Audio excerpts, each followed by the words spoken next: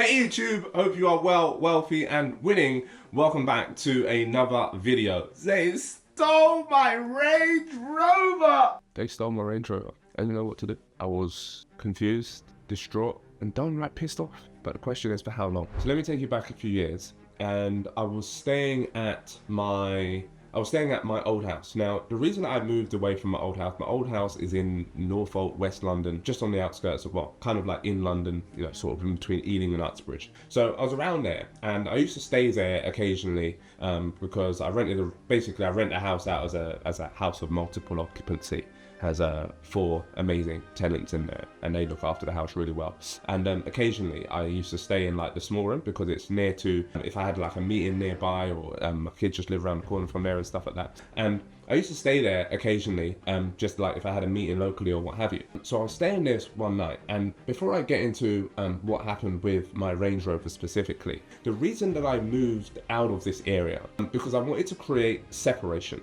I wanted to create a complete new identity for myself. I wanted to create a whole new level of peace of mind and distance. Distance from what I was used to, distance from the peoples that I was used to seeing, distance from the types of houses that I used to see. Like, until I was about 27, I promise you, I'm 37 now, okay? I didn't know what a detached house was. I was like, detached, what does that mean? And I went to somebody's detached house and I was like, oh wow, this is a detached house. Okay, this is amazing. You got space. Oh yeah, oh, big bedrooms. Oh, I like this, right? So that was like a real mind shifter for me. And when I moved to where I am now in Essex, it was like, oh wow, all of these houses around here are detached. Okay, this is like the new normal. And I remember being in the car with a female friend of mine many years back in my early 20s. And I was driving around the lovely area of Barnet with her. And I was like, oh, these houses are nice. And one day I'd love to have a nice big house like this. She was like, oh yeah, Trevor Nelson lives over there. I was like, oh wow. And I see this big yard with big gates. I'm like,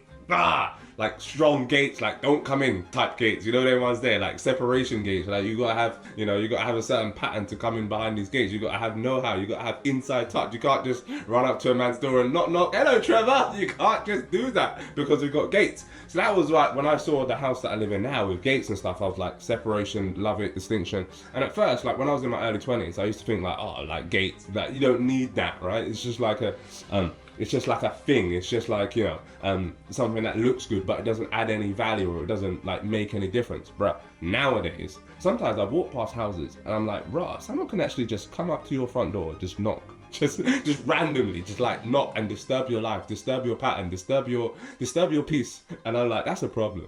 Or like, it just makes it so risky. Like people are just so close. It's so, intricate, and there's some gain in that, but there's also some challenge. So now I think it's important, both in life and in personal perspectives, to create some distance, right? In order to create peace of mind for your surroundings, so that you can be the most productive and most powerful and most poignant human being that you can be.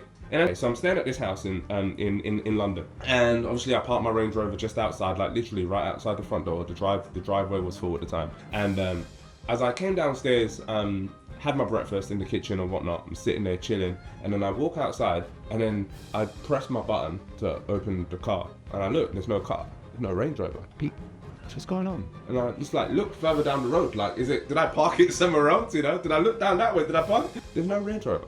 And at first I'm pissed off, I'm confused, I'm like, bro, what do you mean, like, a man just stole my Range Rover, like, who can I call? Like, call the police, call my mum, said, mum, this has happened, call my brother. I was like, bro, like, this is mad. But then after about 20 minutes, I took a deep breath and I asked myself a few questions that I want you to think about and resonate with as you go through challenges in life. Because here's the thing about life, okay? Like, challenges will happen, challenges will come, but the quality of a human being and the quality of your life is not determined by what happens to you. As Jim Rohn says, it's by what you do about it, how you respond to the challenge. Jack Canfield has a really powerful framework on this. He calls it E plus R equals O. Event plus response equals outcome. It is not the event that determines the quality of your life. It is your response to the event that determines the outcome. So I thought, okay, cool. Take a deep breath. What can I do? What really happened? Okay, my car is gone. Who's gonna die? Nobody. So nobody's dead. That's good.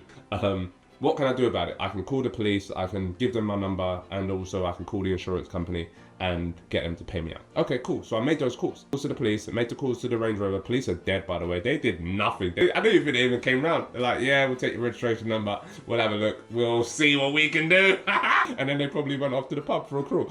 Anyway, no criticism on police officers. But anyway, there's certainly ways that can be improved in terms of the kind of process behind that. But anyway, obviously, as you guys obviously know now, people steal these kind of Range Rover cars all the time. They get some sort of sensor through your window or what have you, and then they clone your car key and then they drive it off.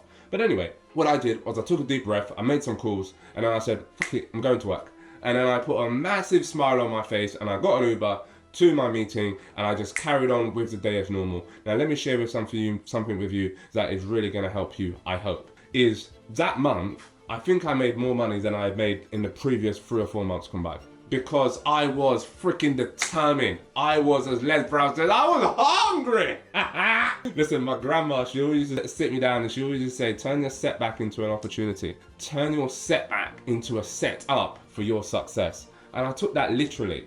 And whenever something bad happens in life, look for the win in it. Look for the opportunity in it. Look for the success in it. And I know that can feel difficult at times, but you really want to transition into a future-paced thinking, a future-paced result. Sometimes, as human beings, we can get so bogged down in what's happened. And I know many human beings, they have something bad happen to them, and then they talk about it, and then they share it with a friend. And then they go to work and then they talk about it again. And then they go to an event and they talk, you know what happened to me 2 weeks ago? Oh yeah, this happened, it's really, really bad. Yeah, it pissed me off, blah, blah, blah, blah. And then 2 months later, they share the same story with someone else. 2 years later, they're sharing the same story with somebody else. 2 decades later, you never guess how it happened to me when I was 17. Yeah, this person told me that and they're still in their feeling about the thing that happened in the past. Joe Dispenza, world-class neuroscientist and expert, shares this.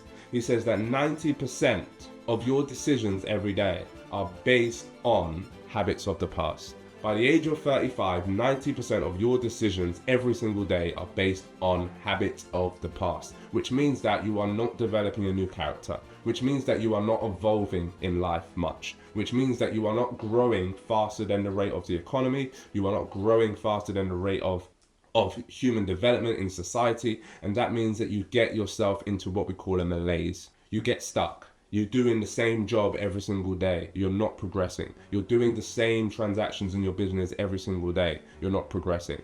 And a lot of that is boiled down to how you think, how you process negative challenges. And when you can shift your focus to process negative challenges in a really productive way, then you will become a much more refined human being. You'll become better in business, you'll become better in work, you'll become a better friend, you'll become a better spouse, you'll become a better partner in all sorts of different ways. Your life will expand when you start taking advantage of that opportunity and look at setbacks as a setup for your future success. So if you found that valuable in any way, I want you to do 2 things. A, comment below what was most interesting to you and what stood out. And B, make sure that you subscribe. Most people that watch my videos don't subscribe. Now I've got a new background in my home studio office, so hopefully the audio is even better. Hopefully the visuals are even better for you. I'm trying to grow this channel to 10,000. We're at about 2,000 right now. So do me a massive favor so that I can share more world-class content like this, and subscribe for future videos. And make sure that you stick around for future videos, which we'll post somewhere around this video as well. My name is Jazz Rose. You've been absolutely amazing. And the thing that I want you to take from this video is this. When something bad happens, take a deep breath, shake it off, get angry for however long you need to, but give yourself a time frame. Right, this is a 20-minute angry frustration thing. I'm gonna phone 3 people and I'm gonna be pissed off and say, blood, you know what happened? My Range Rover got stolen from out of my own. I'm pissed, bro.